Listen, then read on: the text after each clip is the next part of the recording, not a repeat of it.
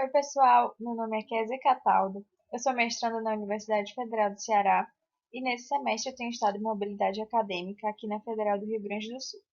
Nesse vídeo, para a disciplina Cérebro, Comportamento e Emoção, eu vou falar um pouco sobre os mecanismos cognitivos da vingança, destacando aspectos do comportamento, das emoções e mostrar também um pouco do que acontece no nosso cérebro quando pensamos em vingança. A vingança geralmente aparece no nosso cotidiano quando assistimos a um jornal que relata um crime motivado por vingança, mas também aparece em produções culturais, como filmes, séries e livros. Por exemplo, se não fosse pela vingança, o Bruce Wayne não teria virado Batman. O V de Vingança não lutaria para iniciar uma revolução contra o governo totalitário fascista. O John Wick não estaria no seu terceiro filme vingando a morte cruel do seu cachorrinho. E a Beatrix de Kill Bill não resistiria a tantos socos, chutes e balas em busca de vingança por tentarem matá-la no dia do seu casamento. Os exemplos são inúmeros e com certeza você é capaz de lembrar de alguma cena de vingança no seu filme ou série favorita. Mas pensando na evolução da nossa espécie, o que de fato é a vingança? Como a psicologia a compreende? E como a vingança surgiu no nosso repertório comportamental? Algumas perspectivas teóricas podem nos ajudar a responder essas perguntas. A psicologia evolucionista tenta compreender como a evolução moldou comportamentos e emoções humanas, entendendo esses dois como produtos funcionais da seleção natural. Essa perspectiva propõe que o cérebro humano é formado ou constituído de muitos mecanismos funcionais, chamados adaptações psicológicas ou mecanismos cognitivos, que foram projetados e desenvolvidos pelo processo da seleção natural. A pressão da seleção natural moldou algumas alterações cognitivas e neurológicas que possibilitaram a adaptação de diversas respostas e comportamentos, como é o caso da vingança. Assim, como todo comportamento humano, essas alterações surgiram e foram selecionadas como resoluções de problemas adaptativos. Então, na psicologia evolucionista, a vingança é considerada uma adaptação comportamental que solucionou alguns problemas que colocavam em risco a sobrevivência e a perpetuação da prole. E quais problemas eram esses? Basicamente, problemas relacionados à cooperação intergrupal. A vingança teve um papel importante para mudar os incentivos de outros organismos, fazendo-os emitirem benefícios, ou seja, cooperarem.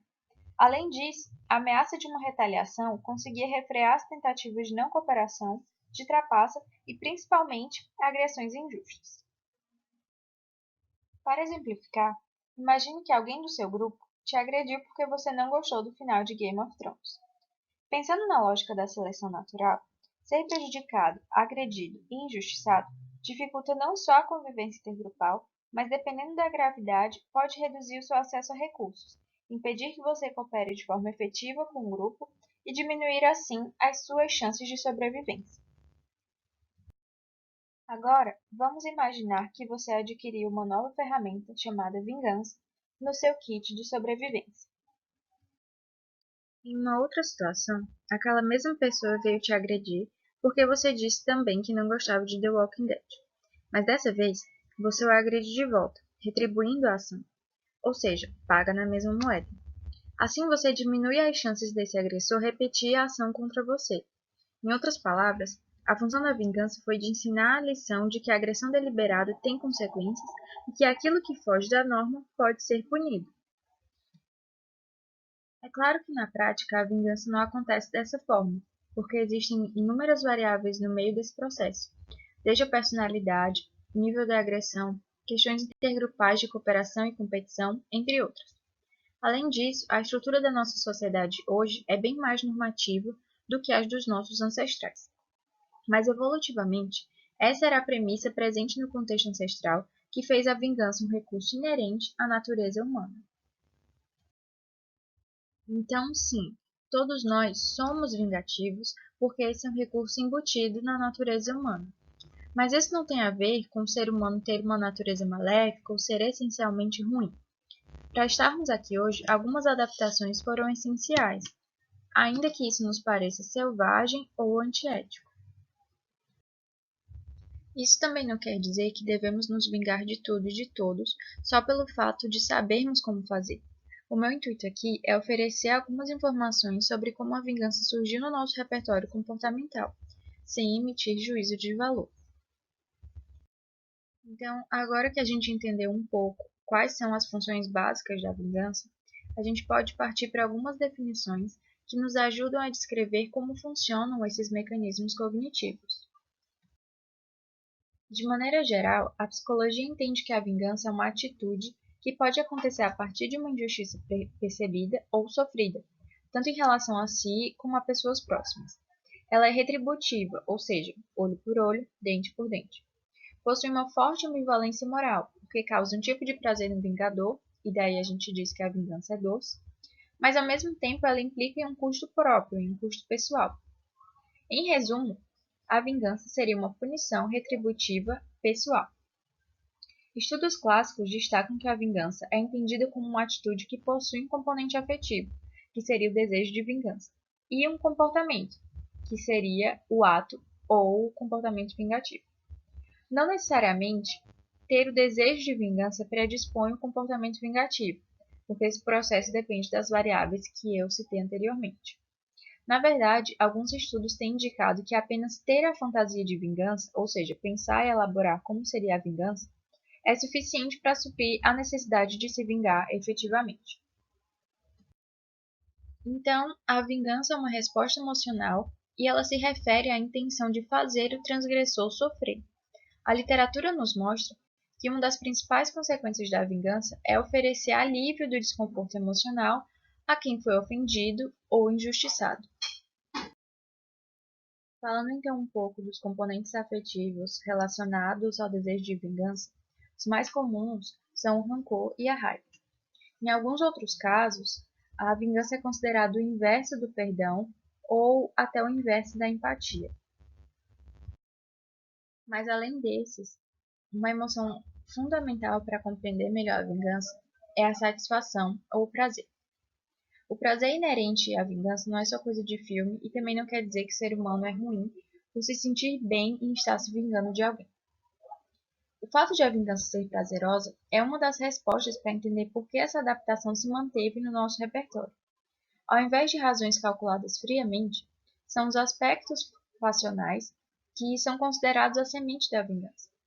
Alguns estudos têm mostrado que, quando se pensa sobre vingança, o circuito de recompensa é ativado, pois são as emoções mais primitivas de prazer e de satisfação que estão envolvidas nesse mecanismo. Então, falando um pouco do circuito da recompensa.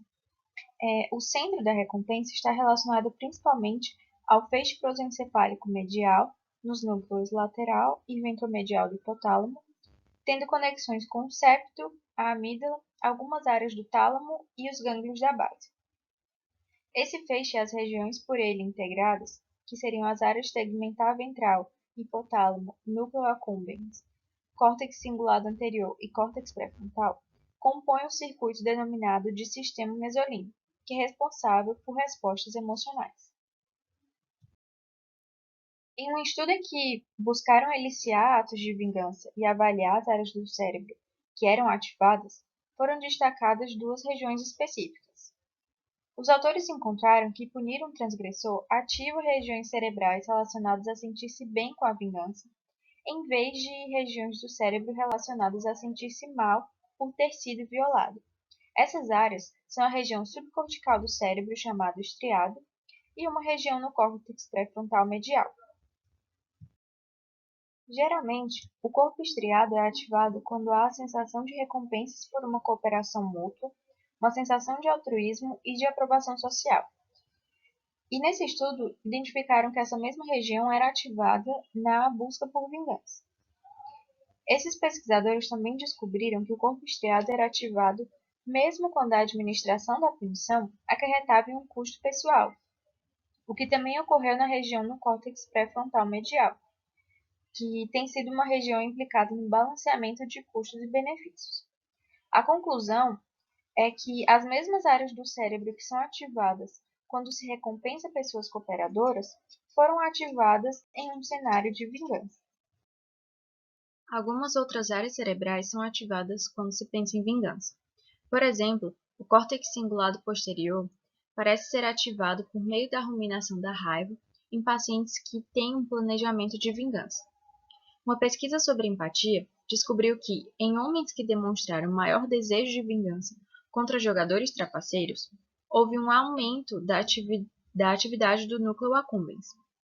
Outro estudo encontrou que a baixa atividade no córtex pré-frontal dorsolateral foi associada com uma vingança mais pronunciada naqueles participantes que foram provocados por jogadores trapaceiros. O córtex pré-frontal dorsolateral era coordenado com o córtex motor, que direcionava a mão que fazia a escolha do comportamento vingativo ou não. Então, algumas conclusões. A primeira delas é que a vingança foi uma ferramenta necessária e útil para a manutenção da cooperação humana. Em segundo lugar, é que ela tem uma forte relação com a satisfação e com o prazer em fazer o outro sofrer, seja por ele não cooperar ou por trapacear. Por último, podemos observar que, apesar da vingança ser definida como um tipo de punição, os núcleos perventriculares do hipotálamo, que são áreas responsáveis pelas respostas de punição, não mostraram ativação nos estudos observados. Assim, com o avanço das neurociências, mesmo as definições clássicas da psicologia podem ser beneficiadas, agregando informações que ajudem a explicar melhor os fenômenos psicológicos. Então, eu espero que eu tenha conseguido passar algumas informações interessantes para vocês. No próximo slide eu deixo algumas referências utilizadas e é isso. Obrigada!